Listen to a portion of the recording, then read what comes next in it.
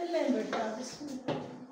आपका जो प्रॉब्लम मैं देख रही हूँ स्कूल में वो ये है कि उर्दू रीडिंग नहीं आ रही, और जहाँ पे उर्दू रीडिंग नहीं आ रही वहाँ पे मसला आ रहा है आपके पास दो चश्मी जो अल्फाज है ना उनको पढ़ने का और फिर उसका जोड़ करने का।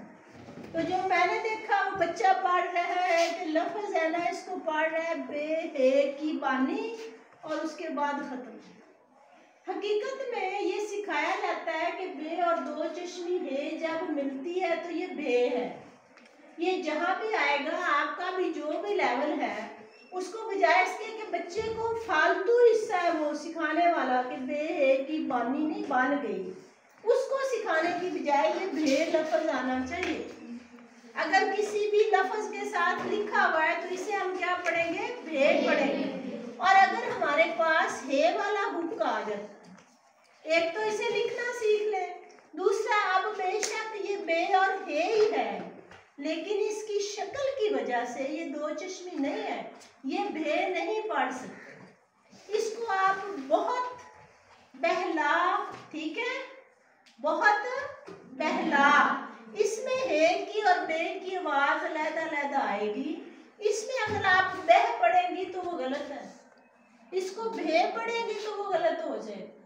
ये भेड़ है और ये बहुत का बे है, ये बे। अभी आप ये देखें, ये इसको ये मार्कर वर्क नहीं कर रहा।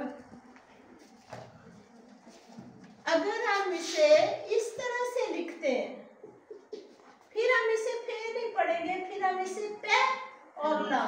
अब ये पे और हे अलग अलग आवाज से समझ आ रही बात की? अब ये सारे जो अल्फाज है ना दो चश्मी वो नजर आ रहा है, जो भी क्लास है 2 है 3 है 4 5 जो भी, वो इसको मोटी आवाज में पढ़े, इसको जोड़ मत करे ताकि आपको उर्दू आए। ये क्या होगा? भे, फिर बा, ये भे है, ये क्या है? भे, भे, ये फुल आवाज निकालेगी क्या? ये नहीं, फिर पे की आवाज ना आए, फे,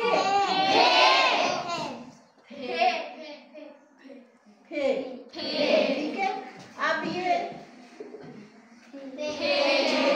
देखें, फिर ते की आवाज आई, ये आवाज नहीं निकाली, ये कहीं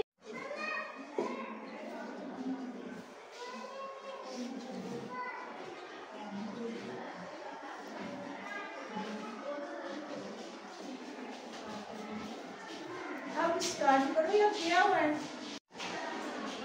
ये हुआ भेड़, ठीक है। इससे क्या बनेगा? आप लोग नहीं बोलो, इससे भेड़ बनेगा। और अगर आपके पास हुक वाला होगा तो उससे बहुत बनेगा, इससे फूल बनेगा।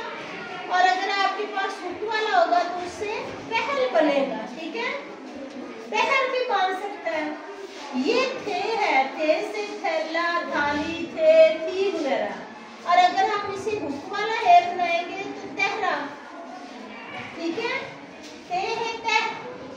अब आप इसे थे नहीं पढ़ सकते, आपने ये फर्क याद रखना है और जहाँ पे जैसा है उसी तरह से बोलना है। अब ये देखें, दाल के साथ दो चश्मी है तो धे पढ़नी है, इसमें दाल की आवाज नहीं लानी। और अगर हुक वाला है तो फिर है की आवाज लानी है, फिर वो दहम हो। ये धम नहीं हो सकता, ये धूल है, इसको दहूल नहीं पढ़ सकता। समझ आ रही है ना? ये ढे है ढोल, यहाँ पे जे है, और अगर हम जिन के साथ हुक वाली रेल गाएंगे वो जैल होगा, ये झंडा होगा, ये 1 2 3 4 ये 6 होगा। और चे हे चह, चहल हो सकता है, चहिता हो सकता है, ठीक है। अब ये काफ है नहीं पढ़ा जाएगा, ये खे पढ़ा जाएगा। खिलौना, खेलना, खिलाड़ी।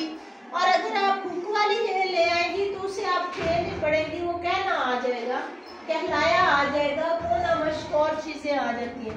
अगर दो डंडे होंगे तो आप इसको गाफ नहीं पड़ेगी, घे पड़ेगी, घोड़ा, घोड़ी, घास, घाट।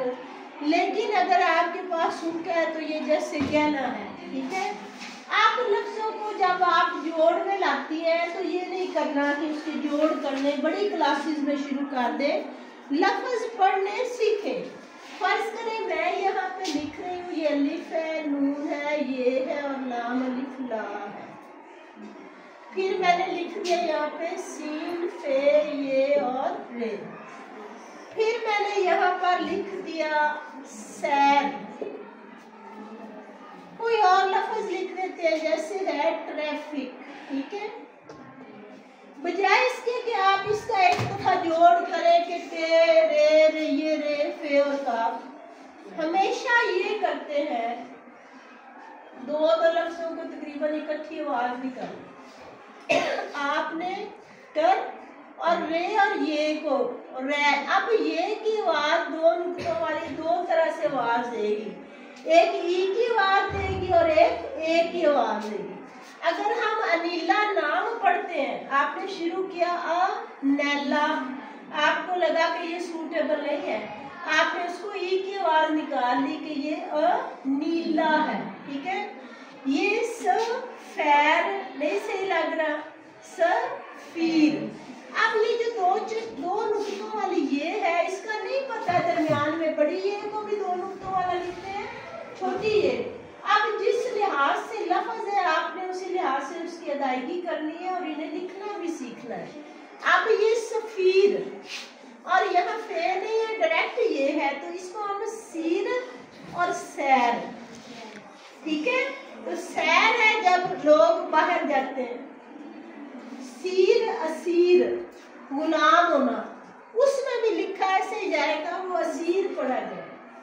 लफ्जों को ये देखें ना, जे है, ये जे है, आपको लफ्ज लिखा हुआ दिया, आप इसको जे पढ़े, का पढ़े, ओ पढ़ दे, झुकाव हो जाएगी। और अगर आप उसके जोड़ करने लग जाएंगी तो इतनी बड़ी बुक्स को आपको जोड़ करते करते भुला जाते हैं। आप अपनी प्रैक्टिस करें कि जो लफ्ज अलिफ पे तो आती होती है ना, दो चश्मे अल्फाज भी सारा कुछ बच्चे को आ रहा होता है, बच्चे में एक झिझक होती है, नालायक कोई नहीं होता। अब आप थोड़ी सी प्रैक्टिस बेटा करोगे ना, एक हफ्ता प्रैक्टिस कर लो, किताब को फारिग बैठ के ज्यादा से ज्यादा पढ़ो भी, लिखो भी।